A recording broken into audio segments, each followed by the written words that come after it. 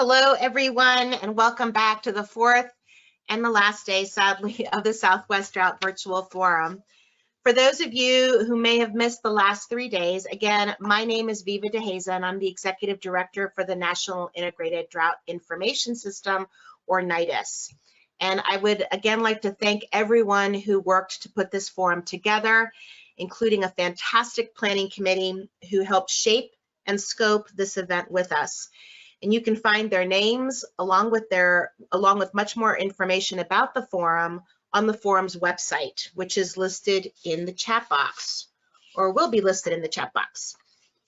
If you missed day 1 of the forum, you can see the talks on NIDIS's YouTube channel, which I'm sure we'll be posting a link to that as well in the chat box. Day 2 was not recorded. The keynote talk from yesterday's meeting was recorded, and today's keynote will also be recorded. I encourage you to participate throughout today's meeting with your comments on Twitter using the hashtag Southwest Drought Forum. I also encourage you to check the chat box periodically, as Rachel said, throughout the event for links to some resources mentioned by some of the presenters. So can't encourage you enough, lots of good follow-up resources in the chat box.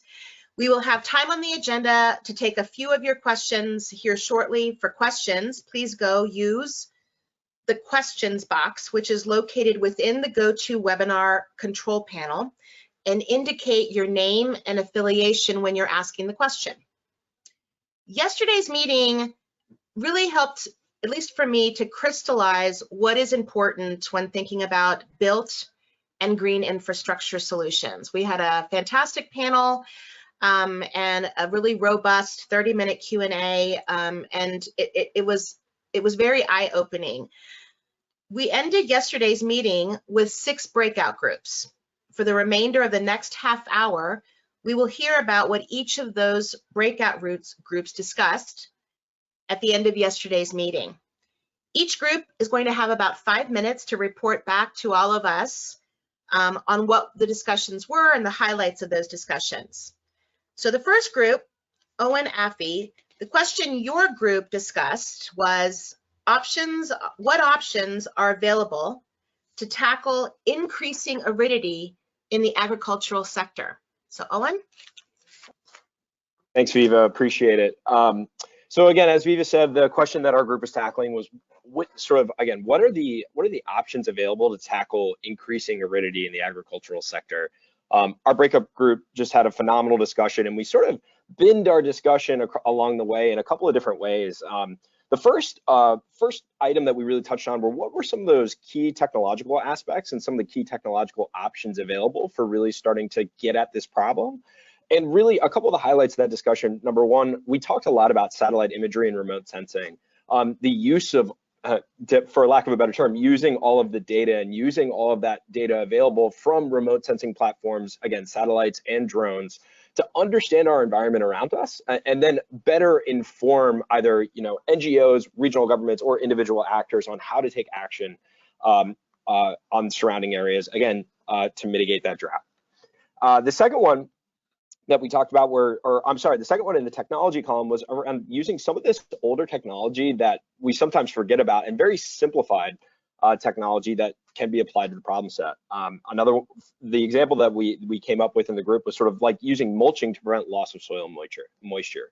Again, not crazy new or crazy new technology that we're talking about implementing here, but something that's very baseline and very effective. The next sort of area that we talked about were environmental options. What are some of those things that we can do in the environment? And as Viva just mentioned, a big part of yesterday's discussion were some of those natural solutions.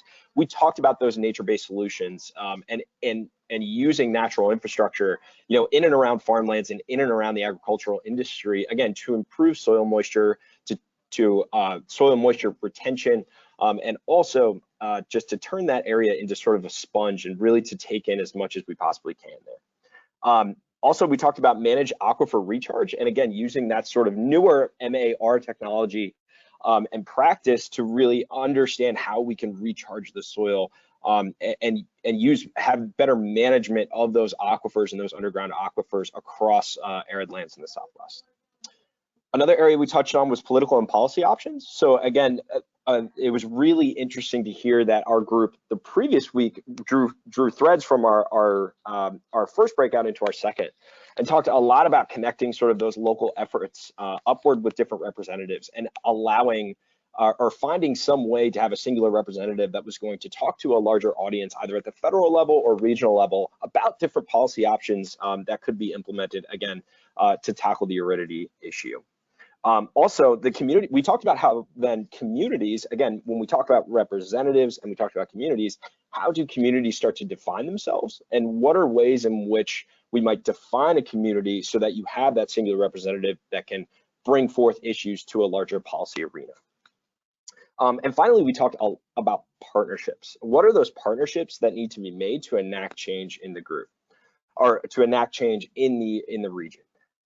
The first we really talked about was that urban and rural partnership, and we had this very interesting and dynamic discussion around how rural areas, oftentimes there are impacts in rural areas with aridity that then impact how there's access to different fresh fruits and vegetables and all kinds of different agricultural means in urban areas. So there's this very keen relationship between the urban and the rural sectors in the agricultural sector. So having those partnerships and having those conversations to understand the impacts on both ends of the spectrum was really critical to this issue. And then finally, we talked about sort of what are those partnerships that need to be made to enact change. Again, the menu of solutions was something that came up constantly. Having a menu of solutions, that could be any of these key takeaways that I've shared, or even beyond that, for individual actors, for NGOs, for government organizations to understand what their options are when we start to tackle this problem of aridity in the agricultural sector in the Southwest region. I believe we have one more slide, but if not, we can just keep moving. There we go. Thanks. Thank you. So the next slide, again, talks about those final drill down questions that we got to in our group. Which of these ideas can be improved with regional collaboration? I'll reiterate one more time, the urban and rural partnership was huge and key, and how can we bring those two entities together? And again, that menu of solutions that we talked about was something that could be used to facilitate partnership and facilitate action across a number of different sectors and areas. And then finally, do regional coordination mechanisms already exist that can be utilized? There were some examples discussed about some of these different Pacific Coast states that have farm to fork efforts that are again partnering in those rural areas, the rural areas in the agricultural sector to those urban areas.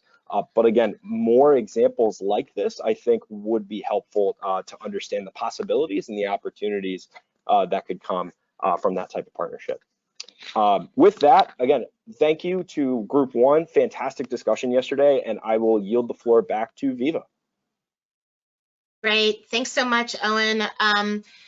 Really intriguing takeaways from your discussion, especially in light of yesterday's discussion about the fact that 70% of the water in the Southwest is currently being used by the agricultural sector. So obviously, really important for us to kind of support the agricultural sector in what we're in what's happening in the Southwest with regards to the transition and the climate change impacts.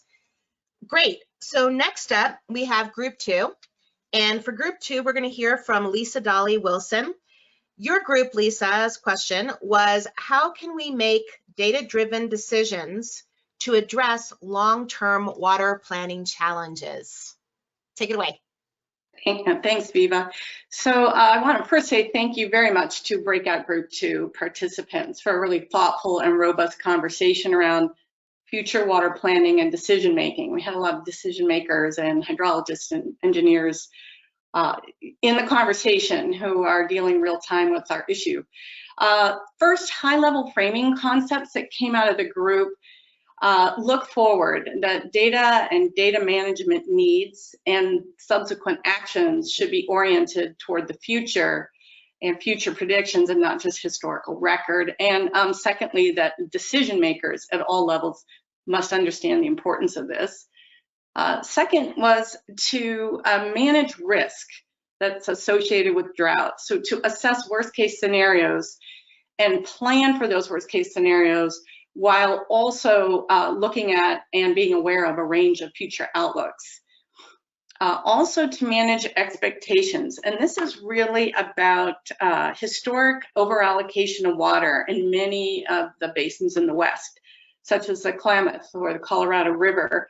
There's just less water available than we assumed historically, and that was allocated. And so managing that expectation of those who expect that water is very, very important. So we need to get those folks involved, bring them into the process, and likely do that along with an independent mediator or broker who's trusted at a regional level.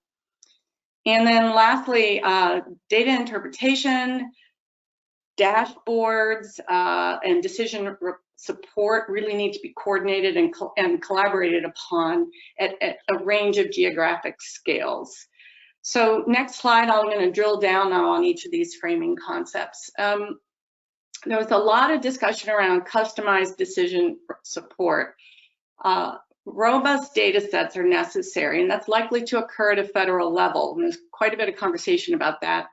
But data sets that would integrate a full range of water and groundwater data, conditions and use patterns, water management tools and models could be included in that. And there was a discussion about a national water monitor, just like a national drought monitor, that could be available at a federal level. However, after that point, we really need to be working at regional and state levels to collaborate on the use and the structure of data platforms to inform decision making. So again, suggestion that we might need an unbiased entity to be a repository and manager for those common data platforms, either at a state or regional level. We need tailored dashboards. Basically, those are, some type of interpretation of data that's appropriate for a specific user group. And again, we need those to inform stakeholders and decision makers at a regional, state, and basin-wide level. Those dashboards should include a number of things. One is uniform access to data, so everybody's seeing the same futures. Decision support that allows lead time for stakeholders to take appropriate action. And there's quite a bit of discussion about providing medium-term data for medium-term planning decisions in addition to long-term planning decisions and long-term futures. And then also information regarding trends and to provide a range of future outlooks. Although we should likely plan for worst-case scenarios, it's very important that decision makers also see a range of statistics or a range of future outlooks so they can always trust the data, and if the worst case doesn't happen, that they can still trust in the predictions. And then lastly, in the customized decision support, focusing on engaging and educating new users and provide appropriate data interpretation for those different user groups that's based on their needs. So seeing collaboration between the data providers and the people who are making decisions on the ground, so that getting the information they need at the right level is paramount.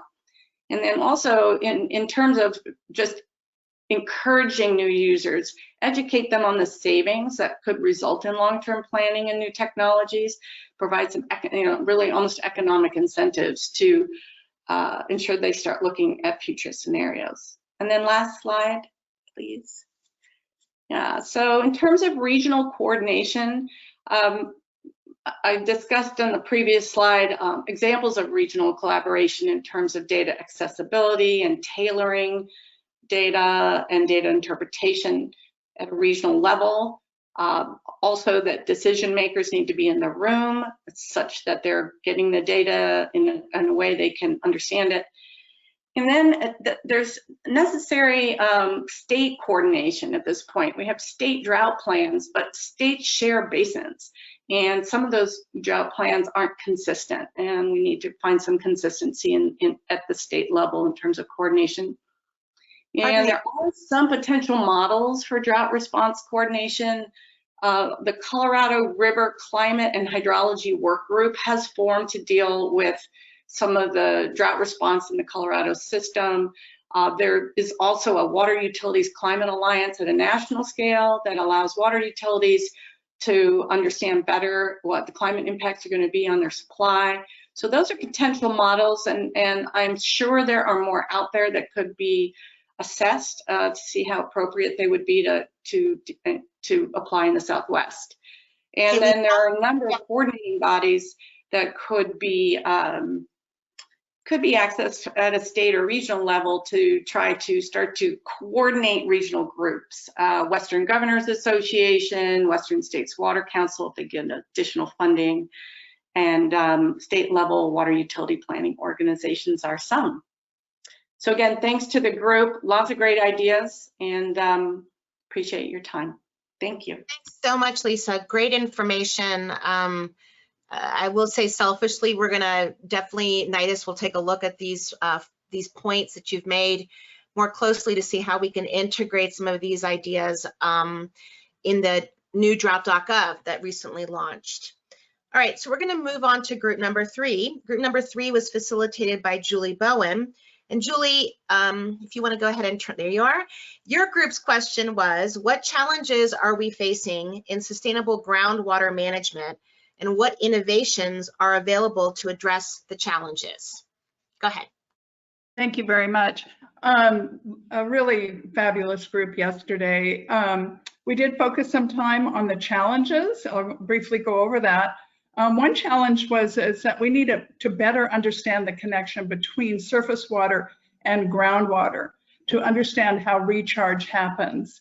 There was a discussion on technical innovation, which is sensor networks to monitor the vadose zone. Another challenge was lack of regulation on groundwater. We need to know how pumping affects discharge from aquifer and the depletion of streams and rivers. An innovation discussed was the need for basic data about groundwater use and regulation of that use. There was some discussion on the technologies that already exist, and one was to monitor and model groundwater. The real challenge is to provide an incentive. It's really the human challenge. How do you involve the people? And that's related to the coordination. So the innovation discussed was engagement with stakeholders on what they want to protect. What is their priority? For example, is it the ecosystem? Is it the streams? Is it plants? I mean, there was a need to have a clear priority around what they want to protect, with more specific examples when messaging to stakeholders and making the explicit connection between pumping and what they care about. If we could go to the next slide. Thank you. So some of the key takeaways was that technology exists to model and monitor groundwater, and that there are success stories of collaboration. For example, the Coachella Valley Water District regional groundwater management plans, and that regional collaboration could help elevate and share success stories, and also share best practices around what tech is available to help solve issues, and make the connection between pumping groundwater and nature and stakeholder needs. There was some discussion about the need to have those collaboration be around the boundary of the aquifer, not necessarily within our artificial state boundaries. The governance structure needs to be revised to allow more regional collaboration and coordination at the aquifer scale. And if we want more coordination, we need to incentivize coordination that's already happening to further, kind of motivate others. Some of the mechanisms are Water Start. It's a nonprofit focused on innovative water solutions. The Western States Water Council, or others that coordinate around water issues in the West. And state drought coordinators could help in building regional relationships. And kind of lastly, one of the key takeaways was just really to recharge regional coordination efforts by infusing ideas, funding, and sponsoring more seats at the decision table. Thank you to Group 3. I appreciated their discussion yesterday. Thanks so much, Julie. Great presentation on the outcomes. Sorry, I'm having some technical challenges myself here. Yeah, groundwater came up actually quite a bit in yesterday's conversations for those of you that were with us yesterday. So I'm glad to see that we've got some ideas to perhaps move on more quickly. The next group is group number 4. And for group number 4, we're going to hear from Philip Heller. Philip was the facilitator for group number 4. Philip, if you want to turn your camera on. Your group talked about, not Philip, Jasmine. Yeah. Okay, no worries. So Jasmine, I apologize. So my notes were incorrect. Okay, so Jasmine, your group number 4's facilitator, and your group talked about how can we advance our understanding of drought impacts to ecosystems. Is that correct? Yeah. So we probably need to go no. Oh. So we actually talked about water markets Okay. and how to create efficient and equity within the development of water markets. Okay, thank you so much. I apologize for the confusion. Go ahead. Not a problem. So thank you, Viva. And Group 4's conversation, even though our question was about how to create efficiency and equity in the development of water markets, our conversation really started outside of the question itself and started by circling around this kind of end vision of a region or the US doing the right farming in the right location at the right time. So as we talked about water markets, a lot of the conversation actually focused around agriculture, but really fell into 3 main buckets. The first being understanding the water market stakeholders. So we spoke about where ownership and responsibility lies between the land owners, usually the feds or BLM, and the leasees, the farmers. We also talked about the need to monitor new markets. And, you know, who are the buyers of the water rights? Is it the highest bidder? Or do we need to have more regulation put in place? We need to it was clear through our conversation, we also needed a better understanding of the state boundaries versus basin boundaries and what that actually looks like.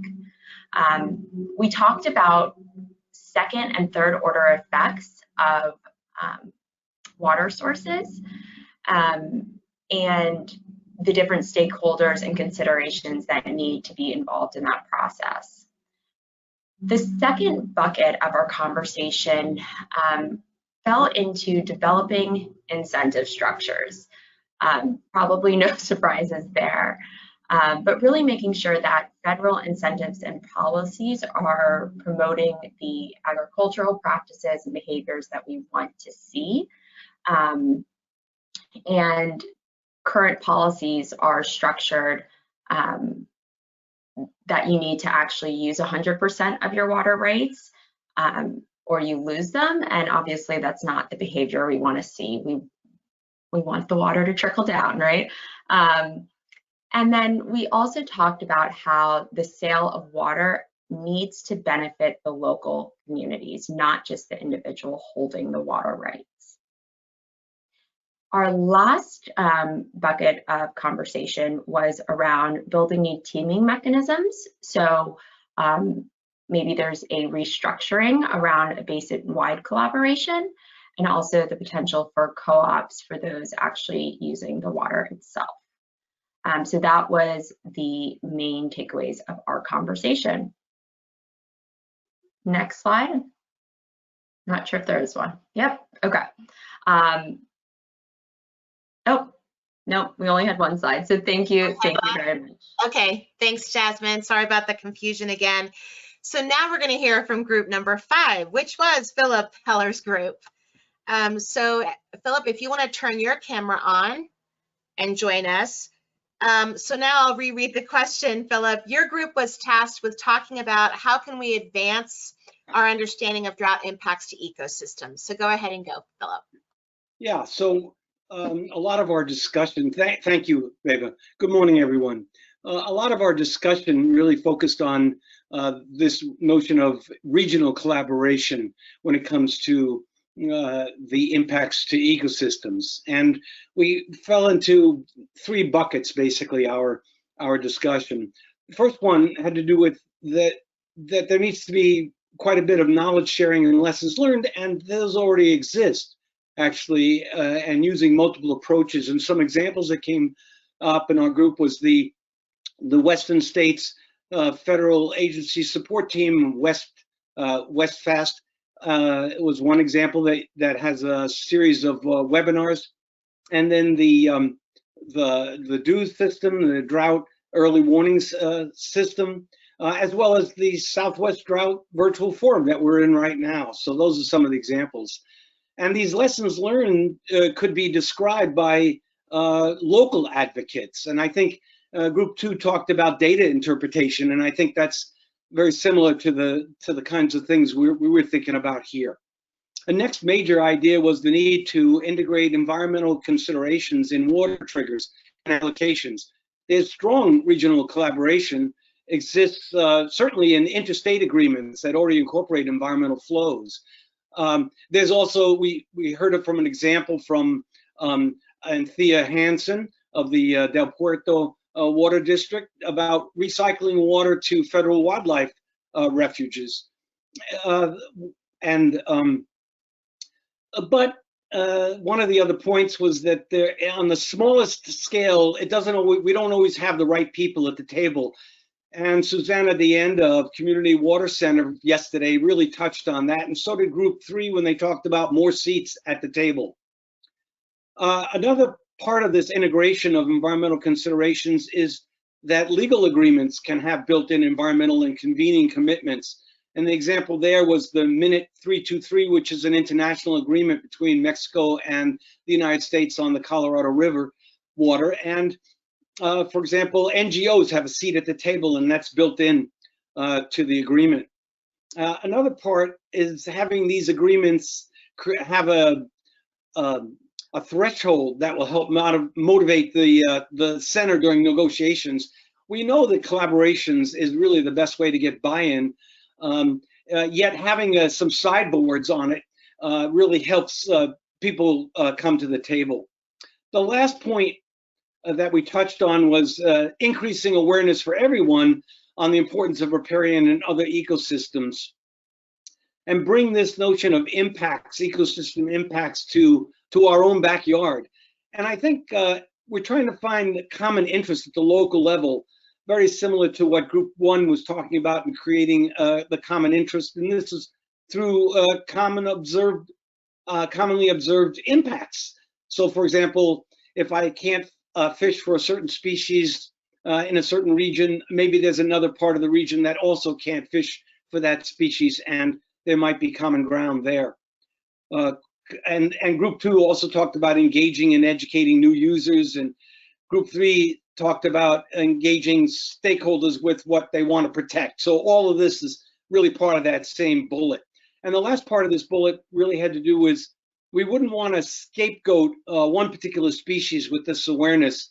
Ecosystems support many species and niches and services. And the example there was the Delta smelt, which was an endangered species that was threatened. And of course, that creates a lot of conflict between groups over the water.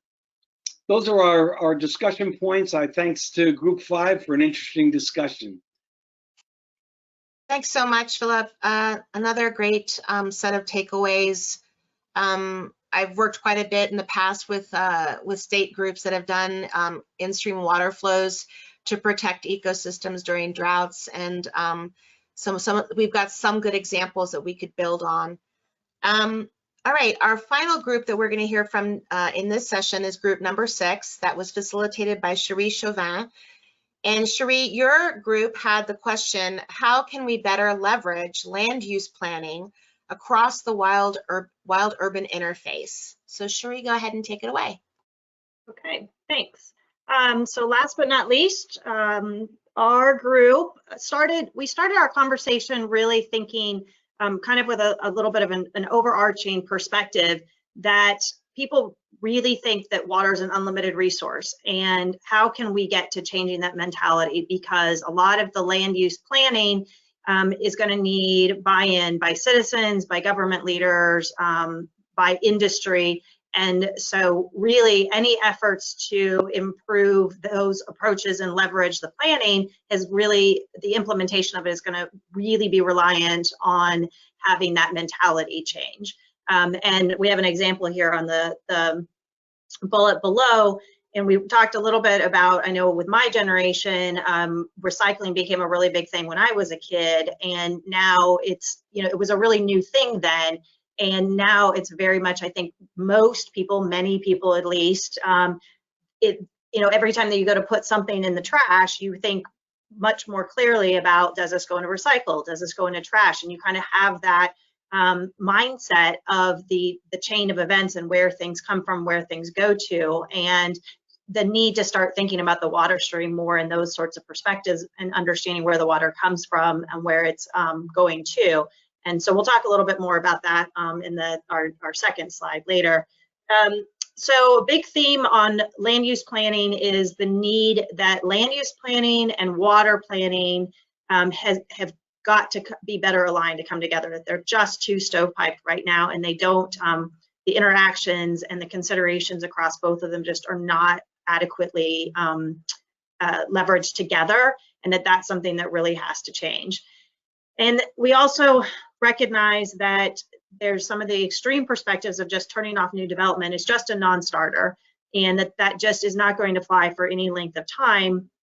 And especially if you're talking about government leaders and elected officials that come in, and if for some reason, if that elected official were just to take the approach of no new development, they're going to be very quickly voted out of office and lose their leadership position.